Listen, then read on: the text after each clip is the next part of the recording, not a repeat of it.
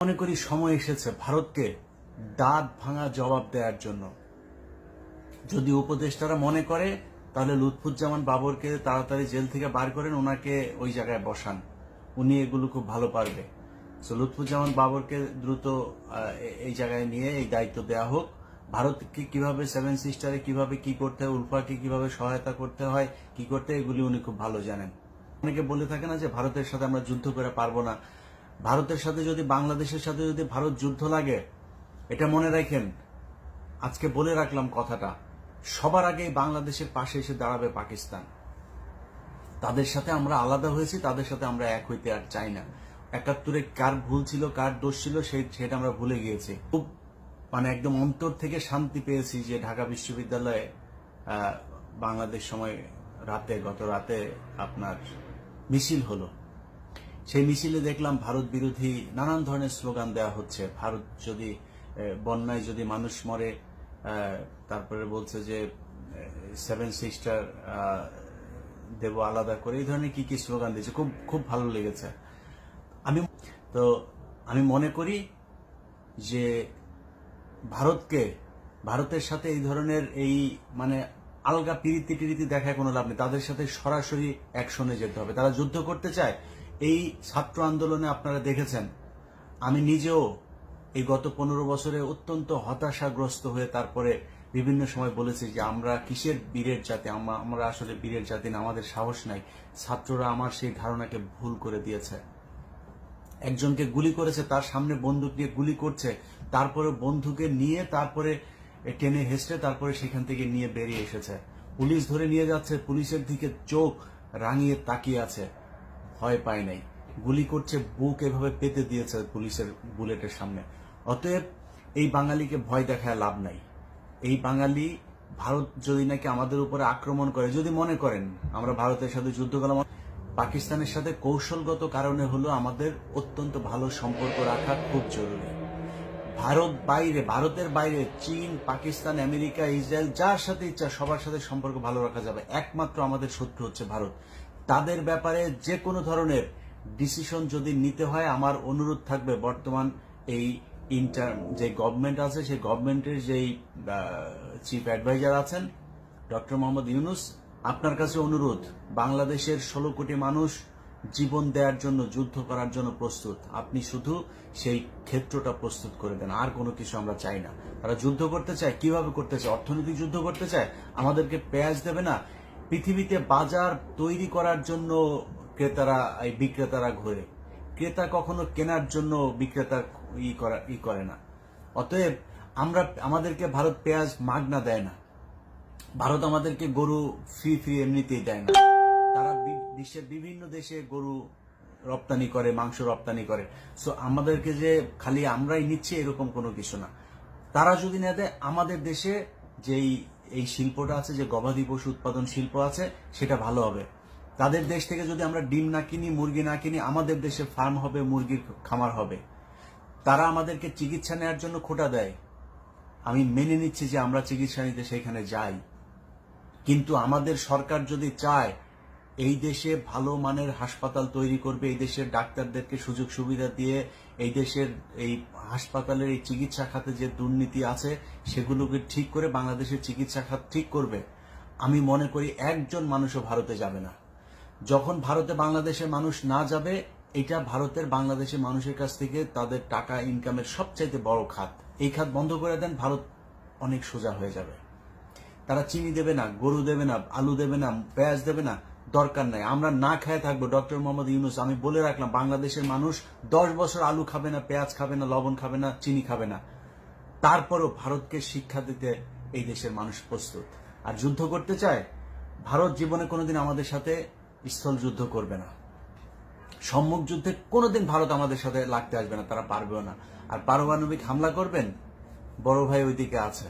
বাংলাদেশের উপরে যদি পারমাণবিক হামলা বা এই ধরনের কোনো হুমকি বা প্র্যাকটিক্যালি যদি এই ধরনের কোনো কিছু করা হয়, সেটার জন্য পাকিস্তান সাথে সাথে সেটার জবাব দেবে, আমি বিশ্বাস করি। আপনি এই আন্দোলনে দেখেন, পাকিস্তানে এখন যে আন্দোলন চলছে সরকার বিরোধী, এই সরকার পতন আন্দোলনে যতগুলো পাকিস্তানের পতাকা আছে ততগুলো বাংলাদেশের পতাকা আছে।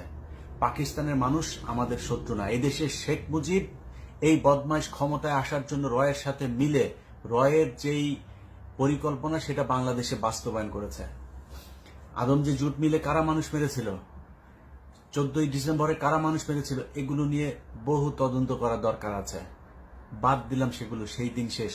পৃথিবীতে বহু দেশের সাথে বহু দেশের হয়েছে, যুদ্ধ হয়েছে। পৃথিবীতে এই পর্যন্ত একবার পারমাণবিক যুদ্ধ হয়েছে, একবার, সেটা জাপানে আমেরিকা মেরেছে। সেই পারমাণবিক যুদ্ধ যাদের সাথে হয়েছে, যাদের উপরে পারমাণবিক বোমা নিক্ষেপ করা হয়েছিল, সেই জাপান এখন আমেরিকার সবচাইতে ভালো বন্ধু। পৃথিবীতে এরকম বহু উদাহরণ আছে। তো আমরা পাকিস্তানের সাথে আমরা আলাদা হয়েছে, কিন্তু বাংলাদেশের মানুষের সাথে পাকিস্তানের মানুষের কোনো দ্বন্দ্ব নাই। ওই সময় যারা রাজনীতি করতো তাদের সমস্যা, পাকিস্তানের রাজনীতিবিদদেরও ওই সময় পলিসিতে ভুল আছে। আর বাংলাদেশে ছিল হচ্ছে রয়ের এই মালায়নের বাচ্চা আপনার শেখ মুজিব, বাপ ছিল আপনার হিন্দু, ও রক্তটা হিন্দু, যেই কারণে ওরা এখন পর্যন্ত ওই আপনার করতে পারে না, ভারতের কাছ থেকে ওরা বের হইতে পারে না। আমরা হিন্দুদের মানে ধর্ম নিয়ে হিন্দুদেরকে আমি কোনো কটাক্ষ করছি না, আপনাদের ব্যাপারে আমাদের কোনো নাই, কিন্তু আমার মুসলমান যখন কিনা ভারতের পক্ষ হয়ে কাজ করে তখন আমি আমার জায়গাটা আমি পরিষ্কার করলাম। সো কে হিন্দু কে মুসলমান সেটা আমার দেখার বিষয় না।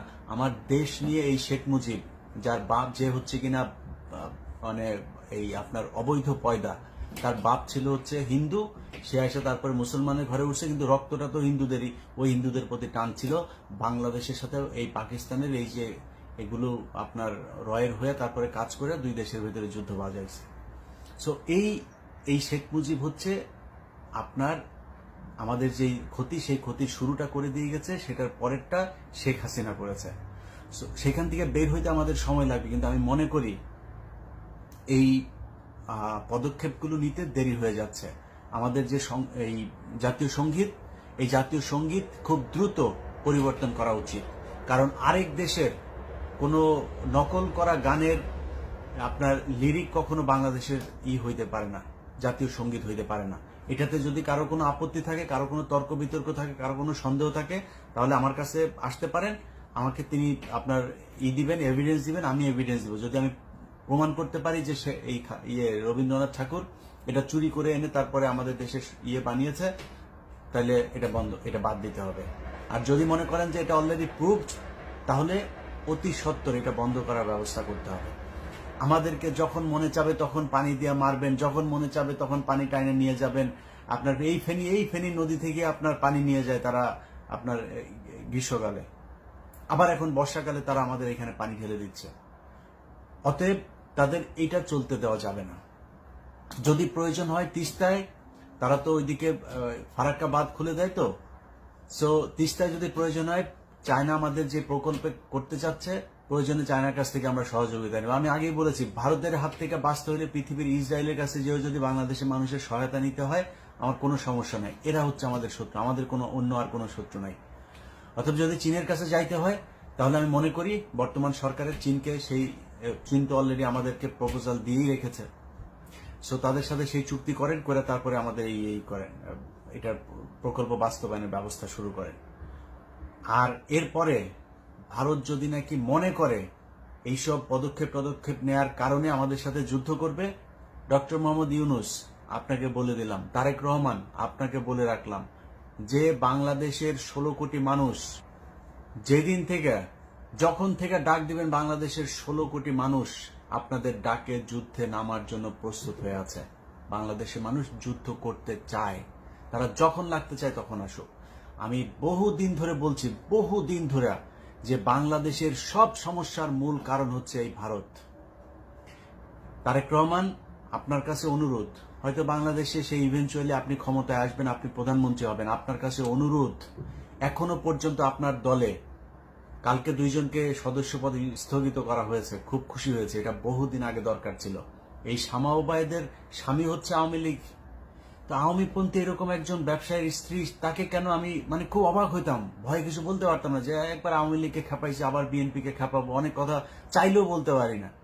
তো এ থাকে কিভাবে? তার সাথে আরেকজন কৃষক দলের, আমি ওনার ব্যাপার আমি জানি না, ওনার ব্যাপার আমার কোনো আইডিয়া নেই, যার 2 জনকে সদস্যপদ স্থগিত করা হয়েছে। এরকম যদি প্রয়োজন হয় মির্জা ফখরুল থেকে শুরু করে যদি আর যারা যারা এই রয়ের হয়ে কাজ করেছে, আওয়ামী লীগের এবং ইন্ডিয়ার টাকা নিয়েছে, যাদের লিঙ্ক আছে বা টাকা পয়সার লেনদেনের ভিডিও টিডিও আছে, এদেরকে খুঁজে খুঁজে বের করে তারপরে আপনি এই দল থেকে বহিষ্কার করেন। আপনাকে বললাম, আমি আমার জায়গা থেকে আমার বিশ্বাস, মানুষের সাথে তো কম চলাফেরা হয় না, মানুষের কম মন্তব্য শুনি না। বাংলাদেশের মানুষ, আপনি যদি সরাসরি ভারতের বিরুদ্ধে কথা বলেন, মালদ্বীপের মইজুর মতো কিংবা শ্রীলঙ্কার মতো কিংবা নেপালের মতো, পাকিস্তানের মতো এইসব দেশ কিন্তু সরাসরি ভারতের বিরুদ্ধে যুদ্ধ ঘোষণা করে টিকে আছে। আপনার জনপ্রিয়তা এখন যা আছে তার চাইতে আরো কয়েকশো গুণ বৃদ্ধি পাবে যদি ভারতের বিরুদ্ধে আপনি ডাক দেন। অতএব আমি মনে করি তাদের সাথে প্রকাশ্যে একদম সরাসরি ডিক্লেয়ার করে তারপরে যুদ্ধ করার সময় এসেছে। ওরা যেমনি যুদ্ধ করতে চায়, অর্থনৈতিক, সাংস্কৃতিক, ধর্মীয়, এমনি সামরিক যুদ্ধ যা মনে চায় ওরা করতে আসুক, আমরা যুদ্ধ করার জন্য প্রস্তুত।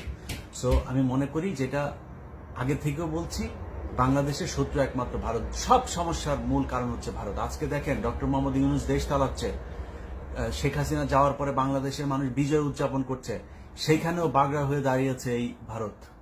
তারা চায় না এই দেশ ঠান্ডা থাকুক।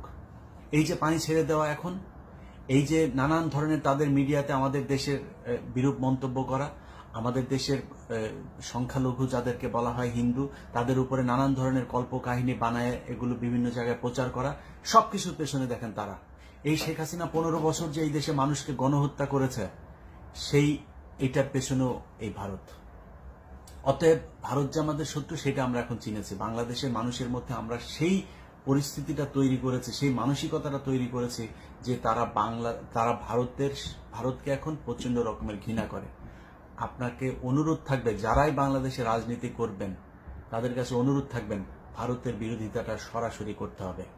যে মানুষগুলো আজকে মরছে বন্যার পানিতে, দেশের অর্থনীতি নষ্ট হচ্ছে, এই সব কিছুর জন্য ভারত দায়ী এবং সেটা সরাসরি বলতে হবে। সেটা যদি না বলা যায়, সেটার যদি অ্যাকশন না নেওয়া যায়, তাহলে কোনোদিন এই সমস্যার সমাধান হবে না। যাই হোক, বাংলাদেশের ভাইয়েরা, ভারতের বিরুদ্ধে আমাদের একদম এক দফা এক দাবি। এক, হরে কৃষ্ণ হরে রামের মেয়েকে আমরা পাঠাইছি ওই দেশে, এখন হচ্ছে আপনার এই ভারতের সাথে সরাসরি যুদ্ধ করার সময়। এক দাবি, ইন্ডিয়া আউট। এই বাক্যে আমরা সবাই মিলে একসাথে হব। দেশের যেখানে যেই মতের, যেই দলের, যেইভাবেই থাকুক, সবাই আমরা এক। আল্লাহ হাফেজ।